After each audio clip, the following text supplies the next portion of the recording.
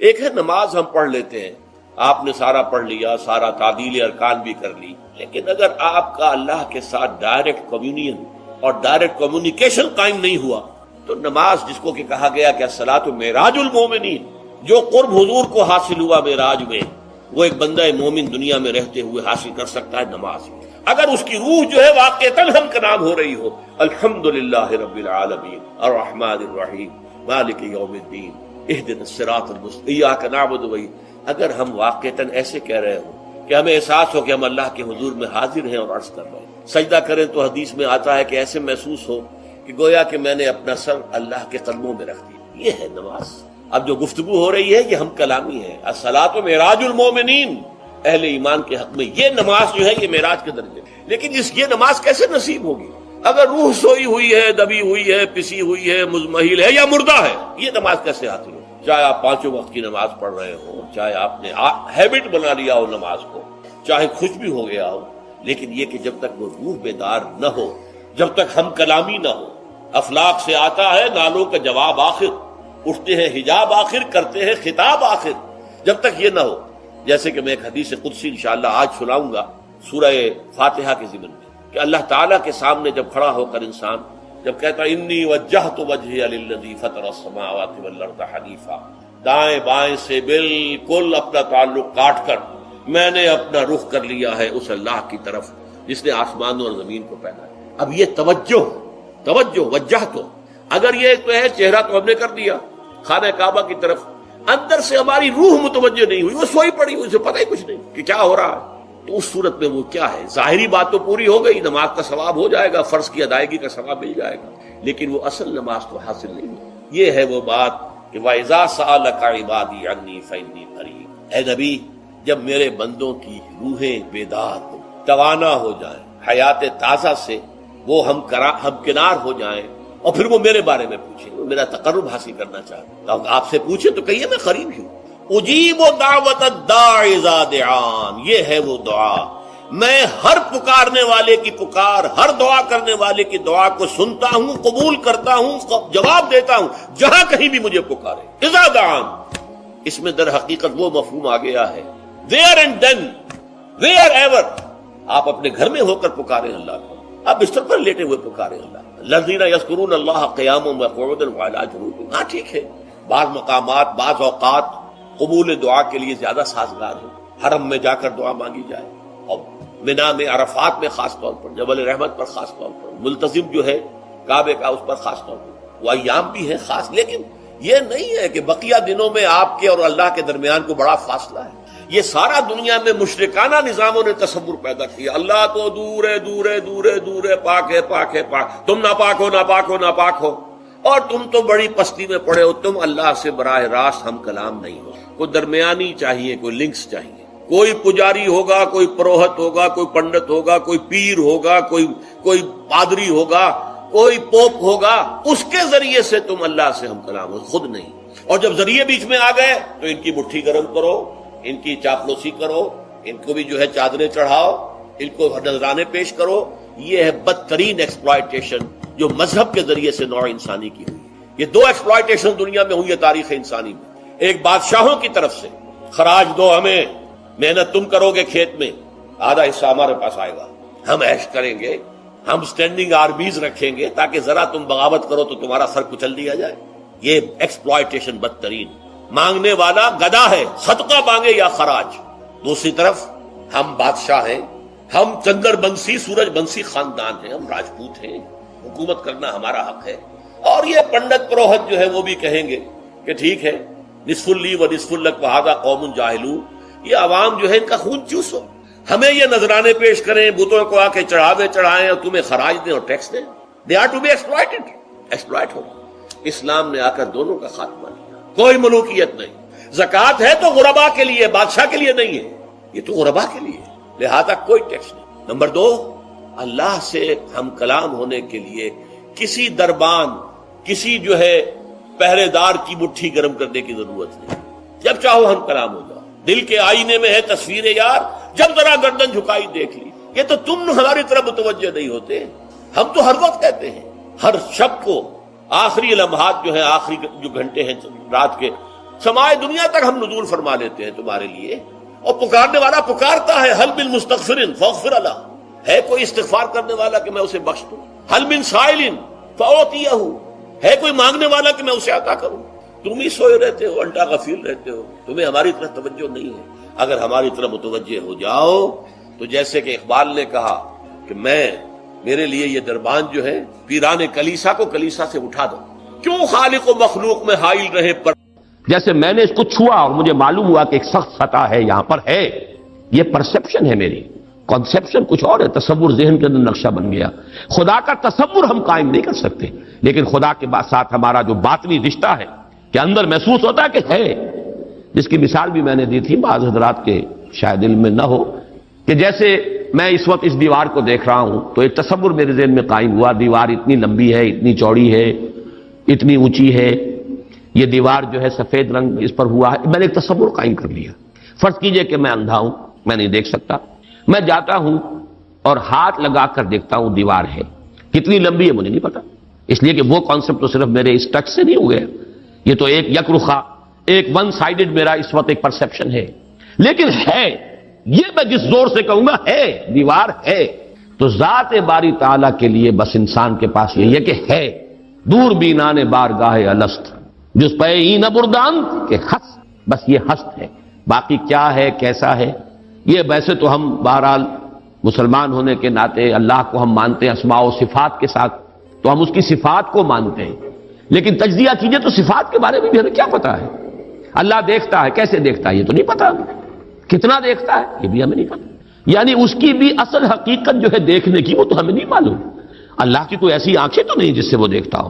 ہمارا دیکھنا تو روشنی کا محتاج ہے، روشنی ہو تو ہم دیکھ سکیں گے، کیا اللہ کا دیکھنا بھی کسی شے کا محتاج ہے؟ قطعاً نہیں۔ تو ہم تصور کیجئے اللہ کا دیکھنا کیا ہے، کچھ نہیں معلوم، ہمیں یہ معلوم ہے وہ دیکھتا ہے، ہمیں یہ معلوم ہے علی کل شیء قدیر، قدرت کتنی ہے اس کی، قدرت کی شان کیا ہے، کیا معلوم ہے؟ تو معلوم یہ ہوا کہ صفات کے بارے میں بھی تجزیہ کریں تو ہمارے ہاتھ پلے ہے کیا، وہ سوائے اس کے کہ ہم ایک صفت اس کی ایک مبہم کیفیت کو جانتے ہیں، وہ سمیع ہے، وہ بصیر ہے، وہ خبیر ہے، وہ قدیر ہے، وہ الحی ہے، وہ القیوم ہے، لیکن اس کی زندگی، ہمارا تو زندگی کا تصور اعلیٰ ترین زندگی تو ہمارے پاس ہے مخلوقات میں سے، اس زندگی کے ساتھ 100 طرح کی لیمیٹیشنز ہیں، 100 طرح کی مجبوریاں ہیں، لیکن یہ کہ کیا اللہ تعالیٰ کی زندگی بھی اس زندگی پر قیاس کی جا سکتی ہے؟ معاذ اللہ۔ تو معلوم یہ ہوا کہ اللہ تعالیٰ کی ذات کے بارے میں تحیر کے سوا کچھ نہیں۔ تیسرا ہے تصور جو سب سے بلند ہے، وہ محبوب حقیقی، مطلوب اصلی، لا مطلوب الا اللہ، لا مقصود الا اللہ۔ ایک چوتھا تصور ہے وہ میں بعد میں عرض کروں۔ بہرحال قل هو اللہ احد، اب یہاں لفظ احد پر آئیے، اس لفظ کو بھی نوٹ کیجئے۔ ویسے تو عام خیال یہ ہے کہ یہ وحد ان کی بدلی ہوئی شکل ہے، چنانچہ عام رائے یہ ہے کہ احد اور واحد ہم معنی ہیں۔ اکثر مفسرین نے اردو میں جو ترجمے کیے مترجمین نے، وہ کہو اللہ، وہ اللہ ایک ہے، اگرچہ اس پر خاصا اعتراض وارد ہوتا ہے، وہ بھی اللہ کو ایک مانتے تھے، صرف اس کے ساتھ کسی اور کو ایڈ کر لیا تھا، اس اللہ کو تو دو نہیں مانتے تھے، وہ جو بڑا اللہ تھا وہ تو ان کے نزدیک بھی ایک ہی تھا، اور ایک تو ہر شے ایک ہوتی ہے، جو معبود ہے 10 تو ان میں سے بھی ہر ایک اپنی جگہ پر تو ایک ہے، ایک کمپوز ایک اس کا وجود ہے، لیکن بہرحال چونکہ اکثر و بیشتر رائے یہ ہے کہ احد اور واحد تقریباً ہم مانی ہے، ترجمہ کیا گیا کہہ دو وہ اللہ ایک ہے، اور یہ کہ واحد ہی کی بدلی ہوئی شکل احد ہے، یہ تو ہے تقریباً بالعموم جو رائے ہے، لیکن میرے علم میں آج ہی یہ بات آئی ہے اور وہ میں آپ پر بھی منتقل کر رہا ہوں۔ امام راغب اصفہانی، ظاہر بات ہے لغت کے تو بہت بڑے امام ہیں، اور مفردات القرآن پر ان کی کتاب جو ہے مارکت الدارا ہے مشہور، انہوں نے اسے علیحدہ مادہ قرار دیا ہے۔ احد ان کو الف ہا دال علیحدہ لائے، شروع میں الف کی تختی میں لائے، وحد ان کے ساتھ شامل نہیں کیا، معلوم ہوا کہ یہ ایک اپنی جگہ پر ایک مستقل مادہ ہے ان کے نزدیک، یہ وحد سے اس کا تعلق نہیں بلکہ احد اپنی جگہ پر ایک مستقل علیحدہ مادہ ہے، اور اسی اعتبار سے انہوں نے اسے وحد سے علیحدہ کر کے الف کی تختی کے اندر لیا ہے۔ اب اس کا جہاں تک استعمالات ہیں اس میں بھی اتفاق ہے، 3 اس کے استعمالات ہیں۔ سب سے زیادہ استعمال اس لفظ کا ہوتا ہے نفی مطلق کے لیے، کمرے میں کوئی نہیں ہے، ایک بھی نہیں ہے، جب یہ کہنا ہو تو احد کا لفظ آئے گا، معافی احد، کوئی نہیں ہے، ایک بھی نہیں، اکیلا۔ اسی معنی میں قرآن مجید میں یہ لفظ بہت مرتبہ آیا ہے، خاص طور پر آپ سورہ کہف کو اگر دیکھیں گے لا یشرک فی حکمہ احدا، اللہ اپنے حکم اور اپنے اختیار میں کسی کو نہیں شریک کرتا، کسی ایک کو بھی نہیں کرتا. یعنی یہ نفی میں مبالغے کے لیے یہ لفظ استعمال ہوتا ہے. اور سورت ختم بھی ہوئی ہے فمن کان یرجو لقاء ربہ فلیعمل عملا صالحا ولا یشرک بعبادۃ ربہ احدا. احد کا اکثر و بیشتر استعمال عربی زبان میں نفی مطلق، کوئی نہیں، کوئی بھی نہیں، ایک بھی نہیں، جب اس کو کہنا ہو تو لفظ احد سے کا سہارا لیا جاتا ہے. یا پھر یہ لفظ آتا ہے مضاف یا مضاف الیہ ہو کر، جیسے عشرات کے ساتھ آئے گا احد عشرہ کوكبا یا احد و عشرون جمع کر کے، یہ گنتی کے ساتھ یہ مضاف ہو رہا ہے. اور یا یہ کہ جیسے کہ مضاف الیہ ہوتا ہے فاما احدکما فیسقی ربہ خمرا. حضرت یوسف علیہ السلام نے فرمایا تھا ان دو نوجوان جو داخل ہوئے تھے جیل میں ان کے ساتھ، انہوں نے اپنے اپنے خواب بیان کیے، تم دو میں سے ایک، احدکم، جیسے کہ حدیث میں آتا ہے لا یؤمن احدکم حتی یحب لنفسہ حتی یحب لاخیہ ما یحب لنفسہ، یا لا یؤمن احدکم حتی یکون ہواہ طبعا لما جئت بہ، یا یہ کہ لا یؤمن احدکم حتی اکون احب الیہ من والدہ وولدہ والناس اجمعین. اب یہ تین احادیث آ گئی زبان پر. تو احدکم یہ گویا کہ مضاف ہو کر آ رہا ہے. اس طریقے سے یہ لفظ مضاف ہو کر یا مضاف الیہ ہو کر استعمال ہوتا ہے. صرف قرآن مجید میں یہ لفظ ذات باری تعالیٰ کے لیے علیحدہ سے مستقل ایک صفت کے طور پر آیا ہے، قل هو اللہ احد. یہ ایک خاص بات ہے، اس کو نوٹ کر لیجئے کہ اس لفظ کا یہ استعمال اس اعتبار سے، صفت کے اعتبار سے کسی اور کے لیے غیر اللہ کے لیے ہے ہی نہیں. قل هو اللہ احد، یہ یہاں پر آ رہا ہے ایک مستقل صفت علیحدہ، لیکن یہ صرف اللہ کے ساتھ. اب یہاں میں عرض کروں گا کہ میں اس کا ترجمہ جو میں نے آپ کو گنوائے ہیں مولانا فراہی نے کیا ہے بے ہما. قل هو اللہ احد اللہ الصمد، کہہ دو اللہ بے ہما ہے، اللہ باہما ہے. اصلاحی صاحب ان کے شاگرد ہیں، انہوں نے ترجمہ کر دیا ہے بے ہما کا ترجمہ کہہ دو اللہ سب سے الگ ہے اور اللہ سب کے ساتھ ہے. صمد اللہ سب کے ساتھ ہے، باہما اور احد بے ہما اللہ سب سے الگ ہے. عام طور پر اردو مترجمین، شیخ الہند کو بھی میں نے دیکھا، مولانا اشرف علی تھانوی رحمہم اللہ دونوں کو دیکھا، کہہ دو اللہ ایک ہے. لیکن یہ کہ بہرحال میرا مزاج، میرا ذوق اس ترجمے کو قبول نہیں کرتا. واحد اور ہے، احد اور ہے، یہ شان ہی علیحدہ ہے. اس لفظ کو واحد کے بالکل برابر کر دینا کم سے کم میرا ذوق اسے قبول نہیں کرتا. ویسے قرآن میں وہ لفظ بھی آیا اللہ کے لیے، الواحد القہار، للہ الواحد القہار، واحد ہے، الواحد ہے. لیکن احد یہ شے ہی اور ہے. بہت قریب گئے ہیں مولانا مودودی، وہ لفظ لائے ہیں کہہ دو اللہ یکتا. یکتا کا لفظ میرے نزدیک بہت قریب کی تعبیر ہے، لیکن میں اس کو ایک خاص، میرا چونکہ اپنی ایک رائے ہے اس کے اعتبار سے اس کا میں ترجمہ کر رہا ہوں. کہہ دو اللہ اکیلا ہے. اکیلا وہ ہے جس کے ساتھ کوئی نہیں. اکیلا کس اعتبار سے؟ یہ ہے اصل میں وہ نقطہ. اللہ ایک تو اس اعتبار سے اکیلا ہے کہ وہ صرف ایک اکیلا واحد معبود ہے اور کوئی معبود اس کے ساتھ نہیں. سورہ کافرون کے ساتھ جب آپ جوڑیں گے تو یہ تصور نمایاں ہو کر سامنے آئے گا. میرا اللہ وہ اللہ ہے جو اکیلا ہے، اس کے ساتھ کوئی اور الہ نہیں ہے. لا الہ الا اللہ، اللہ کے سوا کوئی معبود نہیں. یہ در حقیقت مفہوم بنا قل هو اللہ احد. بات وہی ہے جو لا الہ الا اللہ میں کہی گئی ہے، لیکن یہ کہ یہاں پہ اسلوب بدل گیا. قل هو اللہ احد، وہ اکیلا ہے، کوئی اس کے ساتھ نہیں. لیکن اسی کا ایک انتہائی بلند مقام ہے. مقام وہ خطرناک ہے، عام لوگوں کی ذہن سے ذرا بلند تر، اسی لیے عوام اس کے بارے میں مغالطوں میں مبتلا ہوتے ہیں. اور آج کل کا ہمارا ایک بہت بڑا طبقہ چونکہ زیر اثر ہے کچھ ایسے مفکرین کے کہ جن کا ذوق وہ نہیں تھا جو اس سطح کا ہو جو میں ابھی عرض کر رہا ہوں، لہذا وہ اسے شرک سے بھی تعبیر کر بیٹھتے ہیں. اور وہ ہے توحید وجودی. وہ اکیلا ہے، اکیلا ہی مانی کہ وجود حقیقی صرف اس کا. یہ توحید وجودی جس کو میں تفصیل سے بیان کر چکا ہوں سورہ حدید میں، هو الاول والآخر والظاہر والباطن، وہی پہلا، وہی آخر، وہی ظاہر، وہی باطن، وہی وہ، اور کوئی ہے ہی نہیں. جو نظر آ رہے ہیں حقیقت میں نہیں ہے. کل ما فی الکون وہم او خیال او عکوس فی المرایا او ظلال. کل جو کچھ نظر آتا ہے موجودات میں یہ وہم ہے یا خیال ہے، یا جیسے شیشے میں عکس نظر آتا ہے، آپ ادھر کھڑے ہیں ادھر بھی نظر آ رہے ہیں، وہاں تو کوئی نہیں ہے، ادھر ہی ادھر ہے جو ہے، وہ جو کوئی نہیں ہے وہاں نظر تو آ رہا ہے۔ اور قصر فی المرایا اور ظلال، یا سایہ ہے، درخت کی شاخ اوپر ہے، سایہ نیچے پڑ رہا ہے، سایہ کا کوئی وجود نہیں لیکن نظر تو آ رہا ہے، جس کو کہ حضرت مجدد الفسانی نے فرمایا کہ یہ سنے خدا بندی کہ معدوم را موجود می نمائند، یہ معدوم ہے کائنات، حقیقت میں موجود نہیں ہے، لیکن اس کو اللہ تعالیٰ نے موجود کر کے دکھا دیا ہے، نظر آ رہا ہے۔ یا جیسے وہ آتشی دائرے کی مثال میں نے دی ہے بارہا، یہ حضرت مجدد کی دی ہوئی مثال ہے کہ اگر آپ ایک قندیل لے لیں، لکڑی ہے ایک لمبی، اس کے ایک سرے کے اوپر آپ نے کپڑا باندھا، تیل ڈال دیا، مٹی کا آگ لگا دی،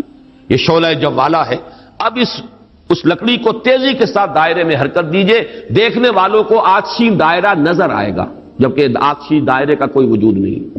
وجود آپ کو معلوم ہے صرف اس ایک نقطے کا ہے، وہ ایک شعلہ جوالا ہے حقیقی۔ یہ دائرہ جو نظر آ رہا ہے، نظر آ رہا ہے، ہر چند کہے کہ ہے، نہیں ہے، اس کا وجود کوئی نہیں، نظر تو آ رہا۔ تو اپیئرنس اینڈ ریئلٹی، یہ بڑی مارکت الآرا کتاب ہے فلسفے کی، یہ در حقیقت جو کچھ نظر آ رہا ہے یہ ایک سراب ہے، حقیقت یہ نہیں ہے، حقیقی وجود صرف اللہ۔ اس کو میں یعنی وجود کے اعتبار سے توحید وجودی، یعنی میں نے جو ابھی گنوایا تھا، لا معبود الا اللہ، لا مطلوب الا اللہ، لا مقصود الا اللہ، لا محبوب الا اللہ، لا موجود الا اللہ، یہ وہ توحید وجودی ہے۔ شاہ ولی اللہ دہلوی رحمت اللہ علیہ فرماتے ہیں کہ یہ ہے توحید کی بلند ترین منزل، اور یہاں آ کر وحدت الوجود اور وحدت الشہود ایک ہو جاتے ہیں، ان میں کوئی فرق نہیں، تعبیر کا فرق۔ چونکہ میری یہ رائے ہے، لیکن یہ فلسفے کا مسئلہ ہے، میں اس کو بیان نہیں کرنا چاہتا۔ قرآن مجید میں یہ مسئلہ یا سورہ حدید کی اس آیت میں آیا ہے، قرآن سے باہر سے بات نہیں کر رہا ہوں، لیکن یہ کہ ہر شخص کے ذوق کی چیز نہیں ہے، ہر شخص کا یہ نہ مزاج ہے، نہ ذوق ہے، نہ اس میں استعداد ہے، نہ صلاحیت ہے کہ ان مسائل پر غور کرے۔ تو میں یہ نہیں چاہتا کہ لازماً آپ میری اس رائے سے اتفاق کریں، لیکن یہ میں ضرور چاہتا ہوں کہ اگر سوء ظن ہے آپ کے دل میں کہ جو لوگ اس بات کو مانتے ہیں وہ مشرک ہو گئے، اس کو ذہن سے نکال دیجئے، اس لیے کہ پھر ناوک نے تیرے سید نہ چھوڑا زمانے میں، شاہ ولی اللہ بھی مشرک ہوں گے، حضرت مجدد بھی مشرک ہوں گے، باقی یہ رومی یہ تو ہے، ان کی تو خیر حیثیت ہی کیا ہے بیچاروں کی، وہ تو سب کے سب مہا مشرک شمار ہو جائیں گے، کوئی نہیں بچے گا پھر جو بھی ہمارے اکابر ہیں۔ ہاں محمد ابن عبد الوہاب بچ جائیں گے، ابن تیمیہ بچ جائیں گے رحمہم اللہ، باقی یہ کہ ان کے سوا بچنے والا اور کوئی نہیں ہے۔ تو یہ توحید وجودی یا وحدت الوجود یا وحدت الشہود میرے نزدیک قل هو اللہ احد، کہہ دو وہ اللہ ہے اکیلا تنہا۔ مجھے وہ بار بار جب میں سوچ رہا تھا قیس جنگل میں اکیلا ہے مجھے جانے دو، ہو گزرے گی جو مل بیٹھیں گے دیوانے دو، اللہ اکیلا ہے۔ اور واقعہ یہ ہے، یہ تصور جو ہے اگرچہ بہت بلند ہے، لیکن کبھی اگر اس کے کہیں کناروں تک بھی رسائی ہو جائے انسان کی، تو اس کی جو ایک وسعت پیدا ہوتی ہے اس کے ذہن میں، اس کا مینٹل ہورائزن وہ جو اس قدر وسیع ہو جائے گا، وہ اس کا تصور وہ شخص نہیں کر سکتا کہ جس کا کوئی بھی اس کے حاشیہ خیال میں یہ بات نہ آ سکتی۔ لیکن اس کا یہ مفہوم اگر نکال لیا جائے، عام لوگوں نے یہ سمجھا اس کا مطلب ہر شے خدا ہے، اگر کوئی شے موجود نہیں جبکہ تجھ میں نہیں کوئی موجود، پھر یہ ہنگامہ ہے خدا کیا ہے؟ کچھ نہیں ہے، نہیں ہے۔ یہ اصل میں جو وحدت الوجود ہے وہ یہ نہیں ہے کہ یہ سب چیزیں خدا ہیں، بلکہ یہ کہ خدا ہی ہے، باقی کچھ موجود نہیں، جو کچھ نظر آ رہا ہے وہ توہم ہے، خیال ہے، یہ صرف اپیئرنس ہے، اور اپیئرنس آپ کو معلوم ہے ہر وقت بدلنے والی شے ہے، painter high, every thing is changing, یہ سب ٹرانزینٹ چیزیں ہیں کہ جو گزر رہی ہیں، جیسے لہریں ہیں، لہر نظر آتی ہے لہر ہے، لیکن یہ کہ یہ بالکل عارضی سا ایک وجود ہے، اعتباری سا وجود ہے، لہر کا حقیقت میں کوئی وجود نہیں۔ اسی طریقے سے یہ کائنات ہے، تو یہ نہیں ہے کہ جو کچھ ہے وہ خدا ہے، معاذ اللہ، یہ ہماوست ہے، اور یہ در حقیقت کفر بھی بن جاتا ہے، شرک بھی بن جاتا ہے۔ لیکن توحید وجودی یا وحدت الوجود یہ بالکل مختلف شے ہے، اور میرے نزدیک اس آیہ مبارکہ کا اصل مدلول یہ ہے، قل هو اللہ احد، بلند ترین توحید توحید وجودی، لا معبود الا اللہ سے لے کر لا موجود الا اللہ، اس لیے کہ احد کا لفظ واحد نہیں ہے، اکیل یکتا، لیکن اس سے بھی آگے بڑھ کر جو ترجمہ میں کر رہا ہوں وہ یہ ہے کہ کہہ دو اللہ اکیلا ہے، کوئی اس کے ساتھ نہیں، جیسے کہ غالباً حضرت بایزید بستامی کے بارے میں آتا ہے کہ کہ ان کی محفل تھی تو ان کا کوئی مرید جو تھا اس نے ایک عجیب کیفیت ہوتی ہے انسان کی، اس کیفیت میں ایک جملہ کہا، وہ بھی زمانہ کیسا ہوگا جبکہ اللہ ہی تھا اور کچھ نہ تھا۔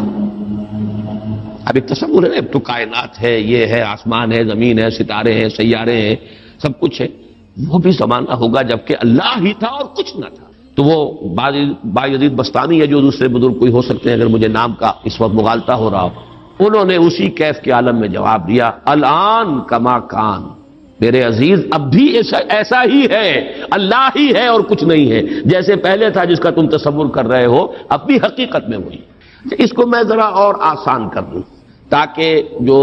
نسبتاً یعنی سادہ مزاج حضرات ہیں ان کی سمجھ میں بھی یہ بات آ جائے، کسی مغالطے میں مبتلا نہ ہو۔ دیکھیے جب ہم کہتے ہیں لا محبوب الا اللہ، کیا معنی ہے اس کے؟ یہ معنی تو نہیں ہے کہ اولاد سے محبت نہ کرو، یہ تو دین کی تعلیم نہیں ہے۔ معنی کیا ہے؟ ساری محبتوں سے بالا تر محبوب حقیقی صرف اللہ ہو جائے۔ لا محبوب الا اللہ کا مطلب یہ ہے، یہ نہیں کہ آپ کاٹ دیجئے محبت ہر ایک کی۔ اولاد سے محبت کرو، شوہر بیوی سے محبت کرے، بیوی شوہر سے محبت کرے، وطن سے محبت کرو، بلکہ اتنی خوشخبریاں ہیں، وجبت محبتی للمتحابین فیہ، میری محبت واجب ہو گئی ان کے لیے جو میرے لیے ایک دوسرے سے محبت کرے۔ تو ایک مسلمان سے محبت کرتا ہے، ایک مومن سے محبت کرتا ہے، ایک مجاہد دوسرے مجاہد سے محبت کرتا ہے، یہ محبت تو مطلوب ہے۔ لا محبوب الا اللہ کا مطلب یہ نہیں ہے کہ ساری محبتوں کی نفی ہو گئی۔ اسی طرح جب ہم کہتے ہیں لا موجود الا اللہ، اس کا مطلب یہ نہیں کہ تمام موجودات کی نفی ہو گئی، بلکہ یہ کہ وجود حقیقی صرف اللہ کا ہے۔ یہ اعتباری وجود ہے جن کی کوئی حقیقت نہیں ہے، یہ دائمی وجود، مستقل وجود، وہ وجود جو از خود ہے، با خود ہے، خود بخود ہے، جسے کسی نے وجود نہیں عطا کیا، جس کا وجود ایسا نہیں ہے کہ کبھی شروع ہوا اور کبھی ختم ہو جائے، وہ وجود حقیقی صرف اللہ۔ اب اس میں تو کوئی اشکال نہیں رہے گا۔ اس معنی میں اگر کہا جائے لا موجود الا اللہ تو ہر شخص کہے گا۔ اس کی ایک اور مثال میں آپ کو دے دوں، دعا استخارہ میں حضور فرماتے ہیں فَإِنَّكَ تَعْلَمُ وَلَا أَعْلَمُ وَتَقْدِرُ وَلَا أَقْدِرُ، اے اللہ میں تجھی سے استخارہ کر رہا ہوں، انی استخیرک بعلمک واستقدرک بقدرتک واسألک من فضلک العظیم فإنک تقدر ولا اقدر وتعلم ولا اعلم، تو جانتا ہے میں نہیں جانتا، تو قدرت رکھتا ہے مجھے کوئی قدرت حاصل نہیں۔ تو کیا کوئی قدرت حاصل نہیں تھی حضور کو؟ کیا کچھ علم حاصل نہیں تھا حضور کو؟ یہ بمقابلہ علم خداوندی، بمقابلہ قدرت خداوندی کل موجودات کی قدرت اور ان کی نفی مطلق ہو جائے گی، کوئی علم نہیں۔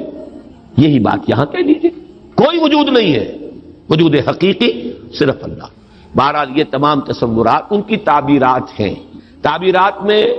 ذرا سخت سے سخت تر مقامات بھی آ جاتے ہیں، مشکل سے مشکل تر مقامات بھی آ جاتے ہیں، میں اس کی تفصیل میں اس وقت نہیں جا رہا، لیکن میرے نزدیک اس سورہ مبارکہ کی پہلی آیت اس عظیم ترین سطح پر توحید کو بیان کر رہی ہے، اور یہ جیسا کہ میں نے عرض کیا تھا جب تک یہ بات سامنے نہ آئے،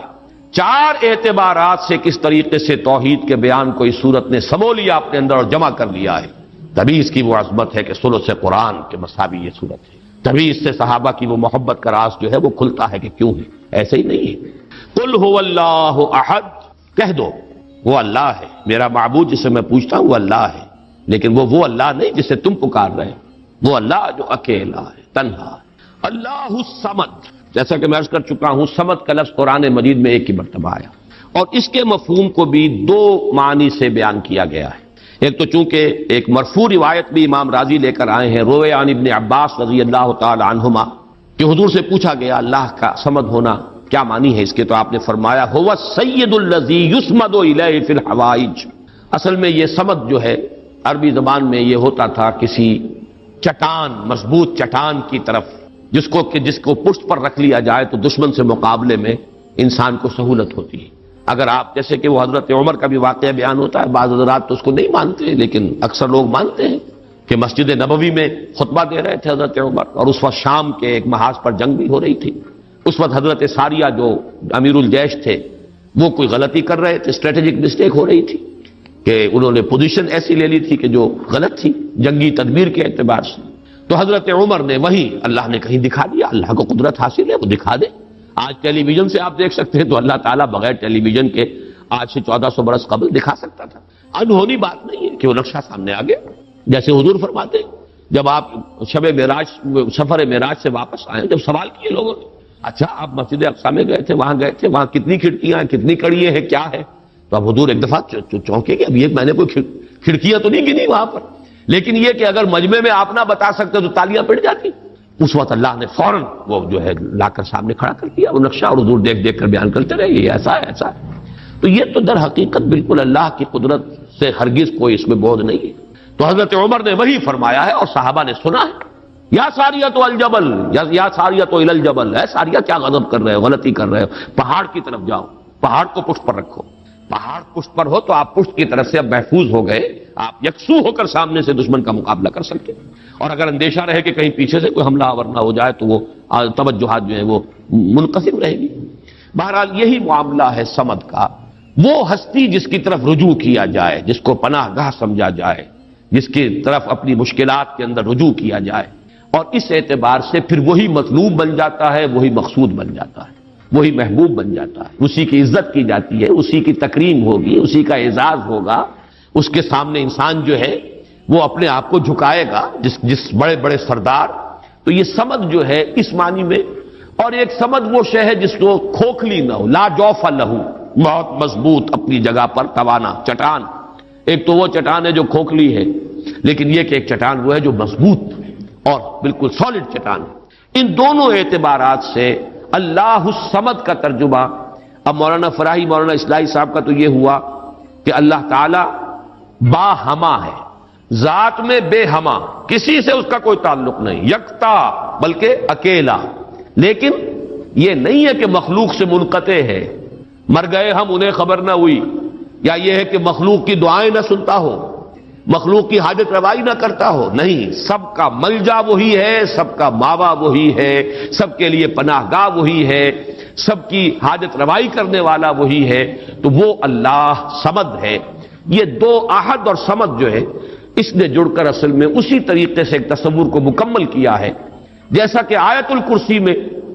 اللہ لا الہ الا ہو الحی القیوم، الحی اور القیوم، الحی از خود زندہ، زندہ جاوید، اور قیوم باقی پوری کائنات کو تھامے ہوئے، سنبھالے ہوئے، پوری موجودات کا یہ سارا سلسلہ یہ محتاج ہے اللہ کا۔ اس کی میں نے پہلے بیان کی ہے، بہترین تمثیل وہ ہے جو مولانا مناظر حسن گیلانی رحمۃ اللہ علیہ نے دی ہے، ربط الحادث بالقدیم کی مثال۔ اللہ کی ذات اور اس کائنات کے درمیان ربط اور تعلق کیا ہے؟ انہوں نے مثال دی ہے کہ آپ اپنے ذہن میں نقشہ قائم کیجئے،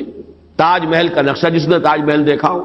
چلیے آپ نے مینار پاکستان دیکھا، مینار پاکستان کا تصور کیجئے، ذہن میں نقشہ قائم کیجئے۔ یہ ذہن میں جو نقشہ قائم ہوا ہے،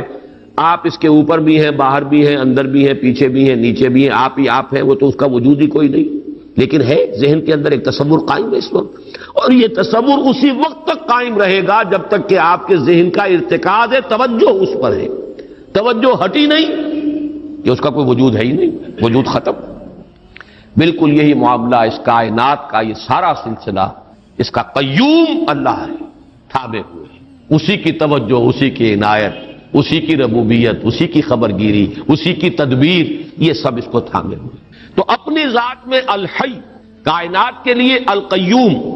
اسی طرح اپنی ذات میں الاحد، اکیلا، تنہا، بے ہما، اور پوری کائنات اور جملہ موجودات کے لیے الصمد، اسی کی طرف رجوع، اسی کی طرف توجہ، وہی مطلوب، وہی مقصود، وہی محبوب، وہی حاجت روا، وہی مشکل کشا۔ اس اعتبار سے اس میں توحید عملی، اسی سے مانگو، اسی سے پناہ طلب کرو، اسی کی طرف توجہ کرو، انی وجہت وجہی للذی فطر السماوات والارض، اسی سے لو لگاؤ، اسی سے حاجت روائی کے لیے سوال کرو، اسی کے سامنے مشکلات پیش کرو، یہ جو ہے پھر اسی کی عبادت کرو، اسی کی اطاعت کرو، اسی کی بندگی کرو، اسی کی توقیر کرو، اسی کی تعظیم کرو۔ یہ تمام چیزیں کہ جو عمل میں آ جائیں گی وہ توحید وجودی، یہ توحید عملی۔ قل هو اللہ احد اللہ الصمد۔ تیسری آیت میں ہے توحید ذاتی، لم یلد ولم یولد۔ میں شرک کے مختلف اقسام کے ضمن میں جو 6 کیسٹ ہیں، اللہ کا شکر ہے بہت دنیا میں عام ہوئے ہیں، اس میں یہ تقسیم بیان کر چکا ہوں۔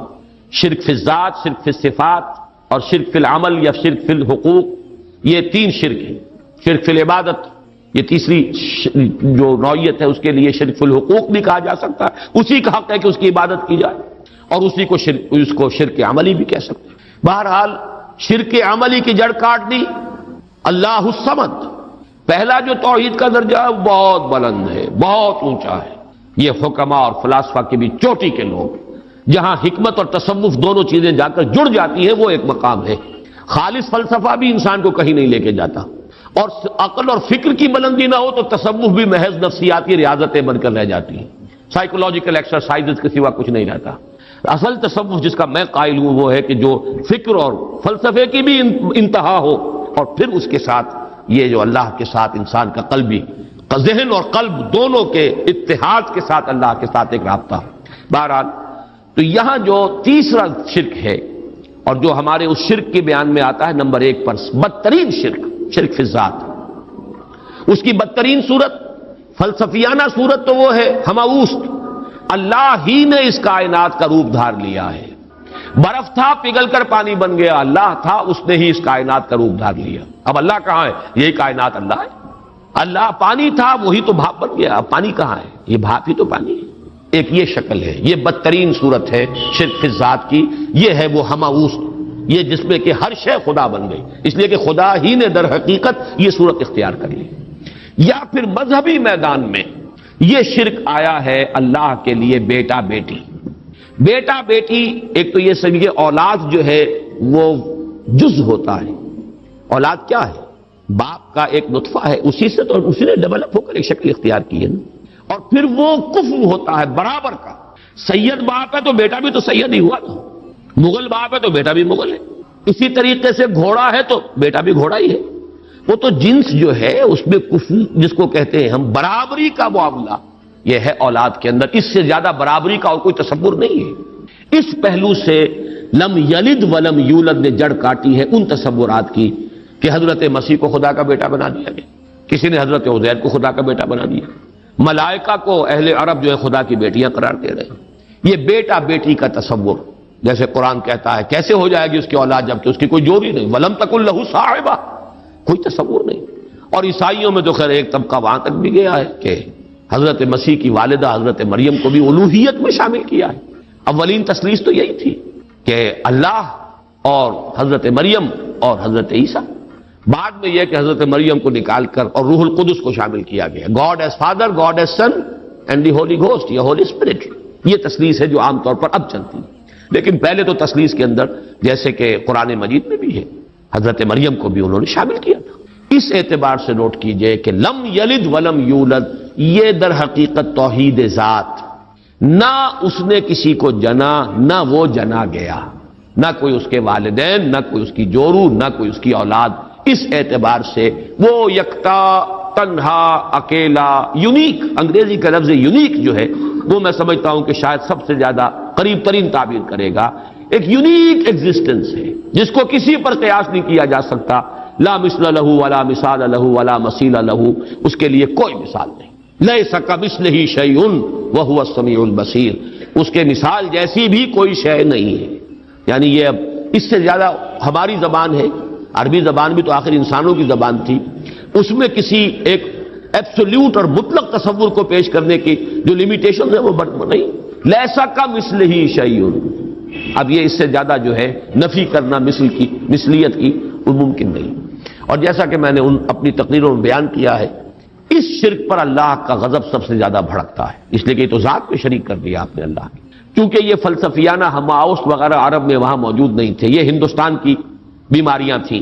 لہذا قرآن مجید میں اس کا ذکر اس انداز میں نہیں ہے۔ البتہ شرک فی الذات کی ایک شکل کے جو وہاں موجود تھی وہ بیٹا بیٹی کا تصور، اور شرک فی الذات ہی کی دوسری شکل جو ہندوستان میں یا اور دوسری جگہوں کے فلسفیانہ مذاہب میں ہے وہ ہماوست، کہ خدا ہی نے در حقیقت یہ روپ، وہ انکارنیشن کہیں یا یہ کہ یہ حلول و اتحاد اینجا محالست، یہ سارے تصورات جو ہیں یہ فلسفیانہ ہیں۔ لم یلد ولم یولد ولم یکن لہ کفوا احد، اور نہیں ہے کوئی بھی اس کا کفو، کفو کاف فے اور واو اور کاف فے اور حمزہ، پھر یہ وہ ہے جو الف واو اور یہ جو ہے بدل جاتے ہیں، یہ ایک ہی مادہ ہے، اسی سے مکافات ہے، بدلہ، جیسا دناہم کما دانو مکافات، کفر جو ہے کہتے ہیں ہم سر، جس کے لیے ہمارے ہاں جب علماء تقریریں کرتے ہیں تو جو ان کے خطبات ہوتے ہیں، لا ضد لہ ولا ند لہ، ضد اور ند یہ در حقیقت جو بھی ہمسر ہوگا وہ تو مقابلے میں آئے گا، وہ تو چیلنج کرے گا کہیں نہ کہیں. تو ضد بھی کہتے ہیں کسی کا حریف، ند مخالف. اور یہ لفظ حضور صلی اللہ علیہ وسلم نے استعمال فرمایا تھا جبکہ کسی صحابی کی زبان سے الفاظ نکل گئے، ما شاء اللہ و ما شئت،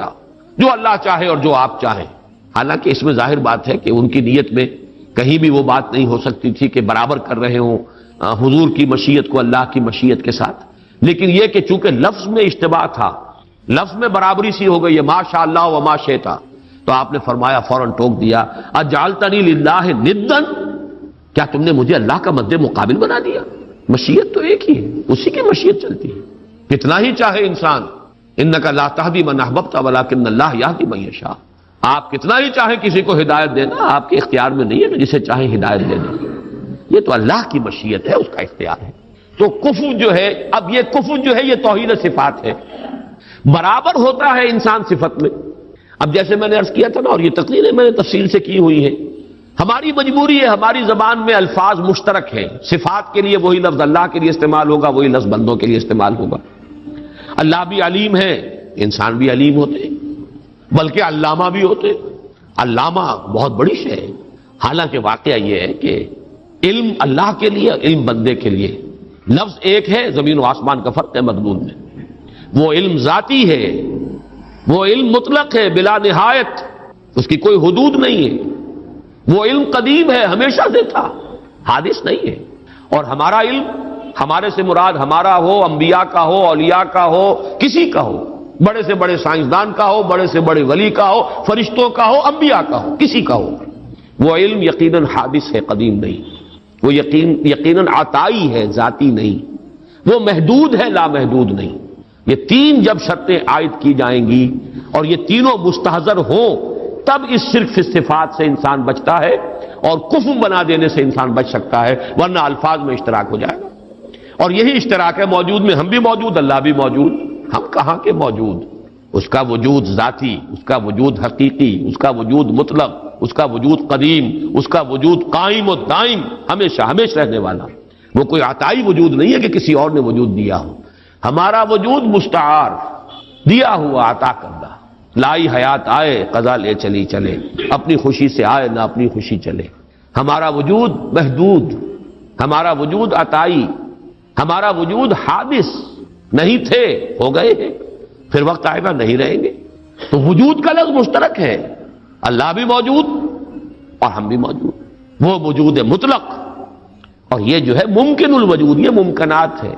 یہ اعتباری وجود ہے، اس کے سوا کچھ نہیں. تو کسی بھی اعتبار سے اللہ کے ہم سر، ہم پلہ، ضد اور ند کسی کو